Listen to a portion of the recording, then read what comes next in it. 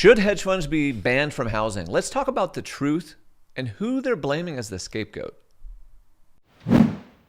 Anton Stentner, podcast number 41. Almost a year since we started. We started in the end of December. And thank you for all of your help with this. Wouldn't be here without you, bro. Yeah. Well, I'm excited because it's suiting what we're talking about. There's a lot of things going on in real estate, but the topic of the day is, should hedge funds be banned from housing, and will it cause a crash? I've seen so many headlines about Wall Street's not going to be allowed to own real estate or buy real estate. It's going to open up the market to buyers. Can you tell us what is going on? Yeah. And what your thoughts on what's actually going to happen? Yeah. So I think, that's the question. Should hedge funds be allowed to own single family housing? And what has that done to single family housing? So we've got these two acts, the Stop Wall Street Landlord Act, and we've got, what's the other one? The End Hedge Fund Control of American Homes Act. And so, these Congress people got together and then they proposed these bills. So in late October, 3 Democrats from California, Kahn, Porter, and Takano, introduced the Stop Wall Street. So the goal of this particular housing bill is to deter future institutional investments into single-family housing. So that's the big argument here, is that hedge funds have got a lot of money. They can go in, they can go buy whole neighborhoods, and in turn, by them purchasing properties, it's driving up the cost of rent, it's driving up the cost of housing. But really, I think we're just kind of using them as a scapegoat, and we'll get more into that. So this one would be barring corporate investors from claiming the traditional tax breaks that we have in housing. And it's also would prevent them from getting government-backed loans from like Freddie Mac, Fannie Mae, Ginnie Mae. It also set to give a tax credit for affordable housing developers and to rehab low-income areas. Totally love that part. But this idea of like barring hedge funds from purchasing housing. So has America in the past had a good track record of barring any financial thing from happening that made money? Yes or no? No. No, They've never had a good track record of the government doing really anything and helping people. They're good for building freeways and running, well, to a certain degree, our government. They don't have a good track record of doing mass prevention of something. Okay, so in this case, keeping corporations out of housing. So I think at the very premise of this particular act, right from the beginning, you're slightly dead in the water. In other words, it's funny that this is being publicized and this is being put out when we're going into an election year, when interest rates are changing, when the economy's beat up, when inflation is really high, and so the average consumer's just feeling really pinched right now. Okay, the second one, the End Hedge Fund Control of the American Homes Act of 2023. This was by a senator out of Oregon and a U.S. representative out of our home state here in Washington, Adam Smith. This one, they say what they're going to do is they're going to ban hedge funds from owning these types of single-family assets, requiring them to sell 10% of their existing portfolio over a 10-year run to phase everything out. Then after that, completely banning them from owning single-family housing. Okay, let's go through why this isn't going to work. One, you have a divided Congress. So you've got, the House and the Senate, they're controlled by different parties. So trying to get bills passed when they're not controlled by both parties, that's hard. Two, the United States as a whole has a long history of doing very poorly at regulation. So the last thing that we really broke up was Ma Bell. What's that? That was when they broke up the telephone companies. Oh, okay, yeah. Remember, we ended up with GTE and AT&T because the telephone companies had a monopoly. Well, since then, you've seen Amazon get attacked. You've seen Microsoft get attacked. You've seen Facebook get attacked. Have any major monopolies been broken up since then? Not since the tech kind of introduction. Yeah, so basically, we started trying to regulate the internet. then they let the internet become the wild, wild west, and now they're bringing that regulation in. So they're doing the same thing again with AI. They're like, okay, what regulation should we introduce with it? This is why I look at this with a divided Congress and go, it's just never happening. We don't have any pattern or history of preventing these things. Secondly, do our politicians make money in real estate? Yes or yes? Yes. Lynn, any thoughts? Are they making money in real estate? Absolutely. So all of a sudden you've got the people who are making the laws who are profiting from real estate. They're not going to do anything to hamper their investments. And then do most of our politicians also invest in the stock market and into these hedge funds and into these ETFs that are playing in housing? Yes. Cool. So this is a simple follow the money. The lobbyists and special interest groups are going to basically prevent this. The politicians are currently lining their pockets with it and currently profiting from it. So this is a non-starter. Now, I want to flip it around. I actually would like to see Wall Street get out of Main Street single family housing. And I agree with that. The reason I want to jump in here is because that was my question. Doesn't this come from a place of desperation from the American people? Yes. Because Wall Street, corporations, foreign buyers weren't as much of an issue when it came to just buying your first home or a home in general. So you get all these people with tons of money, and then it didn't help that there was so much stimulus, money printing, and then just really cheap money. Bingo. So nothing against the average home buyer, but you're talking hedge funds. Their whole business is running numbers, having computers, have algorithms. So they're like hopping on to making deals left and right. And it's hard enough for the average person to compete against their neighbor for this upgrade home. So it comes from a place of, I think, important perspectives that need to be addressed because, and then there's a flip side of it, limited supply. Yes. This is what's probably going to run up the prices again next year, which is a whole nother topic. So even though, yes, people's, like politicians' money is attached to some of these hedge funds, yes, it's a divided Congress.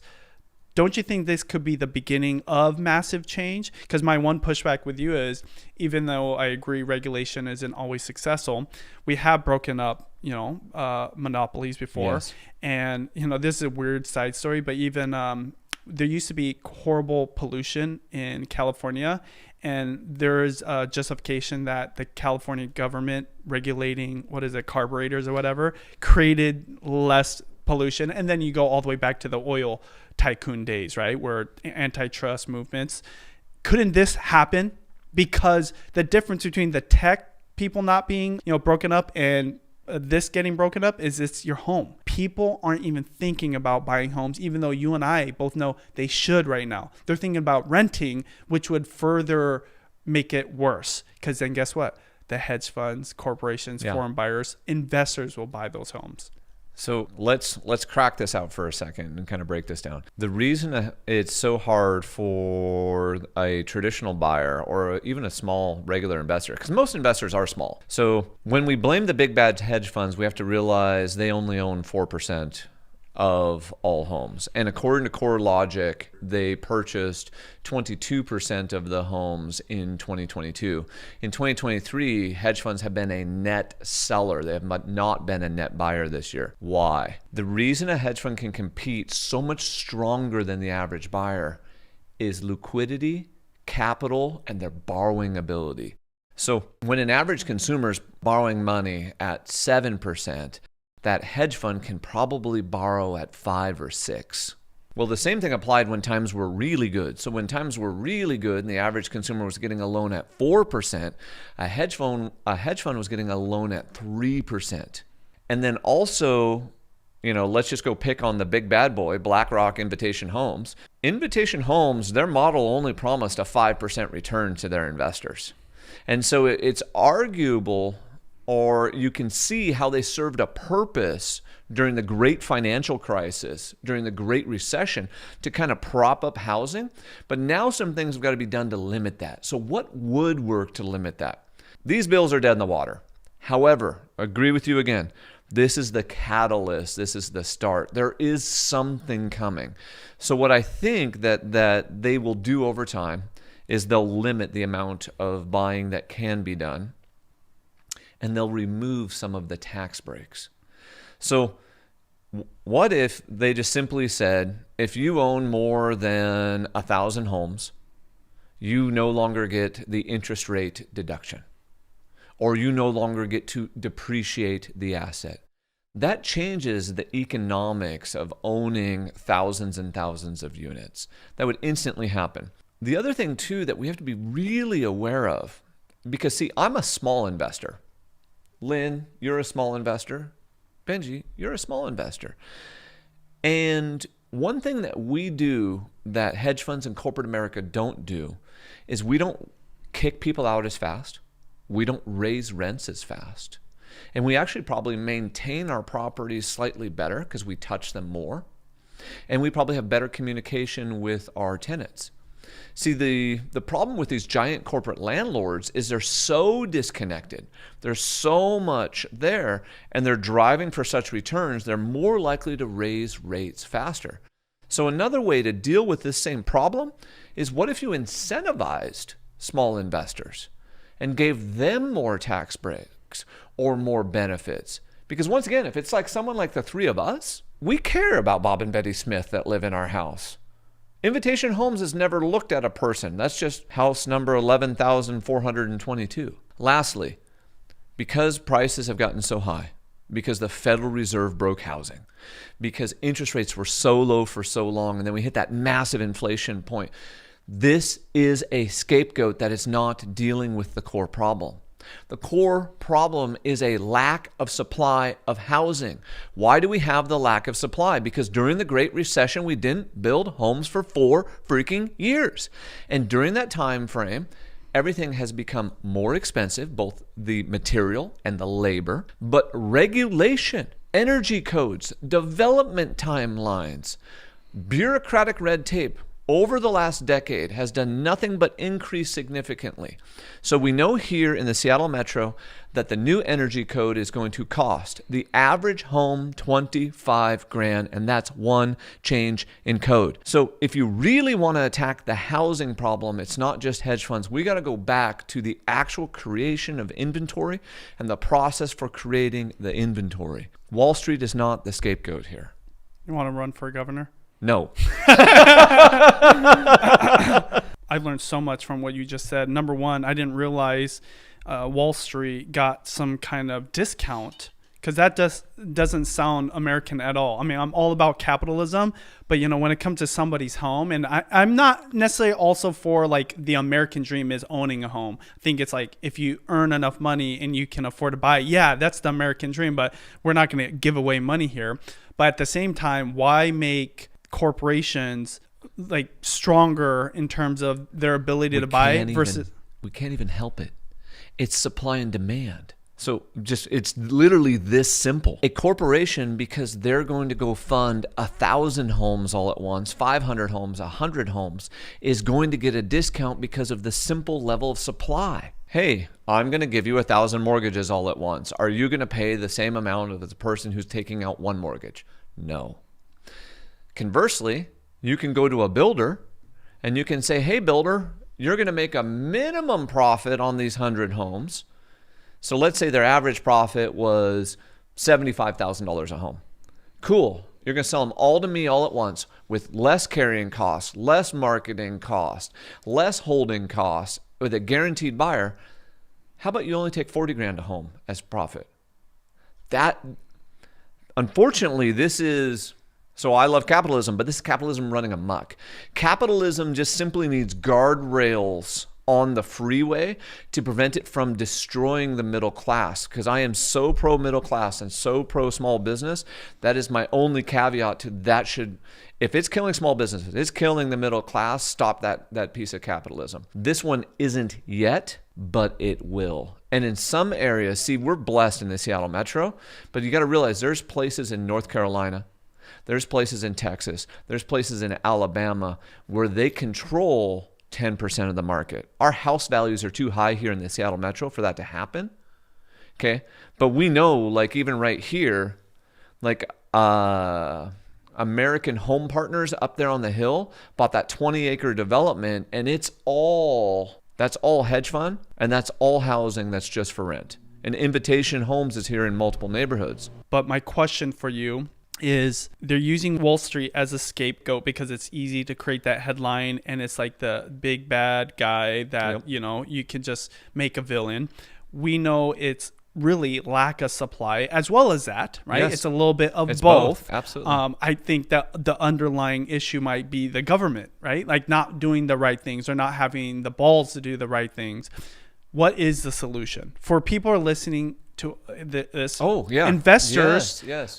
both buyers and sellers, what needs to happen? You kind of talked about how supply needs to go up, but how can the average investor, the average person, help make it better? I need more of you to build more homes.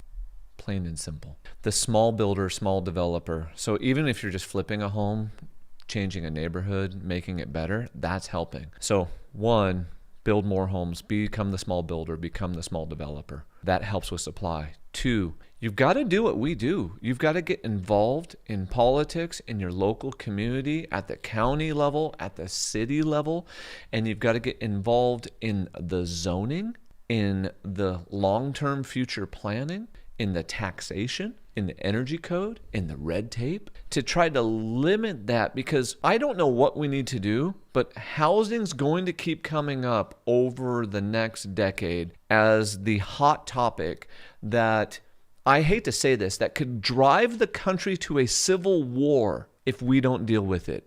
Why would I say that? Because housing is a fundamental basic need. And what we're doing is we're making housing so expensive that it's forcing people to not be able to have that basic fundamental need and right taken care of, both on the rent side and on the purchase side. And the only way to do this is we've got to get involved in government, and you have to change it locally. You've got to make it easier to build housing, and you've got to be able to build housing more affordably, and we've got to create incentives for building the smaller housing, the more affordable housing, the sustainable housing. Because one of the things I hate here in our metro, like, how many big box apartment buildings are you guys seeing coming up right now?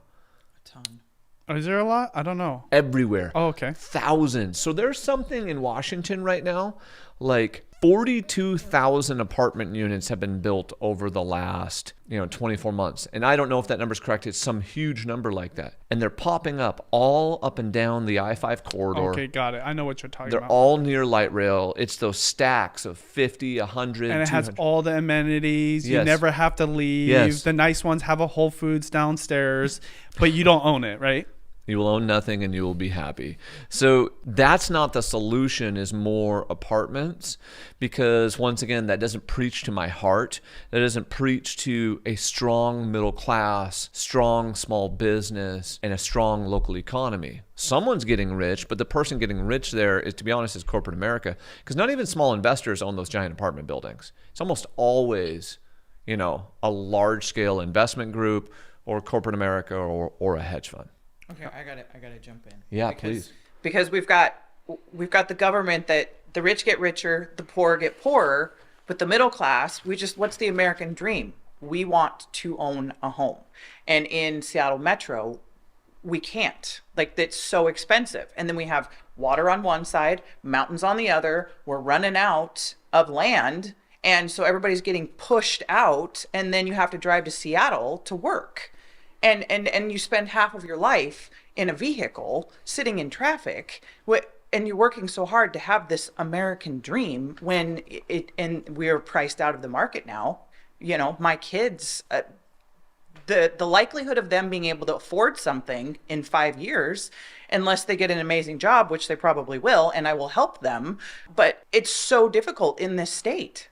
Yeah, I talk about this a lot, Lynn, to Anton, how you shouldn't have to be a millionaire or super wealthy or super successful to own a home, because that's not good for America. That's not good for our communities.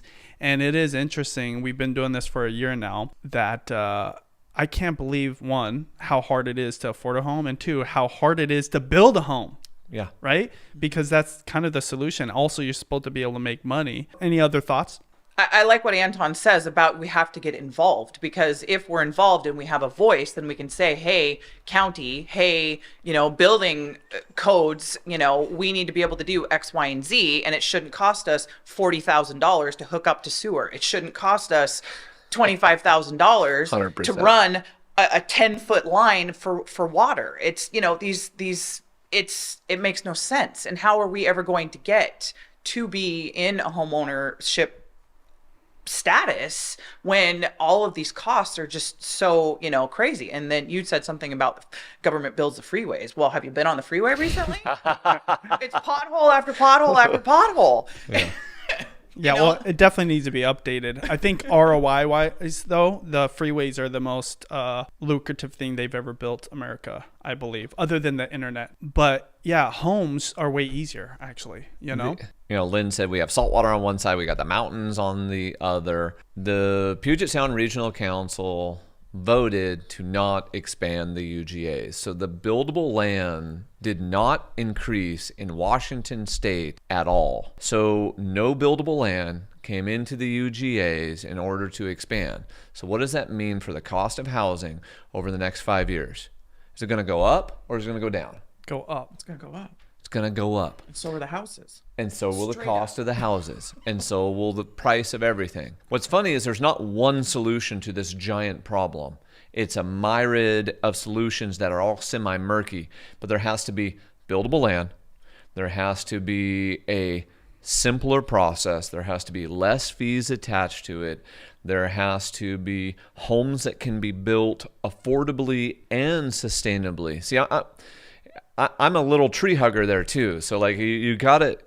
The energy efficiency of homes is important, especially as we create more electric vehicles.